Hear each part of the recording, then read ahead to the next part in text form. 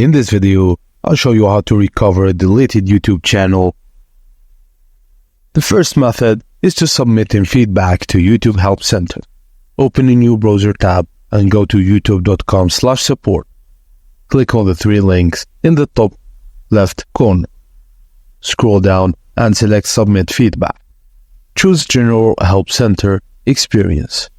Write a detailed message explaining why you deleted your YouTube account and why you want to recover. Include the Google account associated with your YouTube channel, of course. Optionally, attach a screenshot showing the message you receive when you're trying to log into the deleted account. Enable the option to allow YouTube to contact you for more information and then click Send and wait for a response.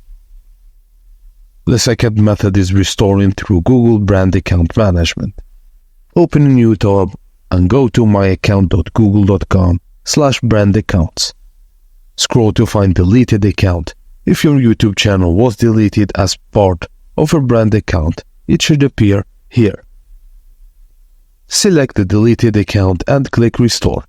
Follow the on-screen instructions to recover your YouTube channel. And that's it, guys. Thank you for watching, and please don't forget to like and subscribe for more.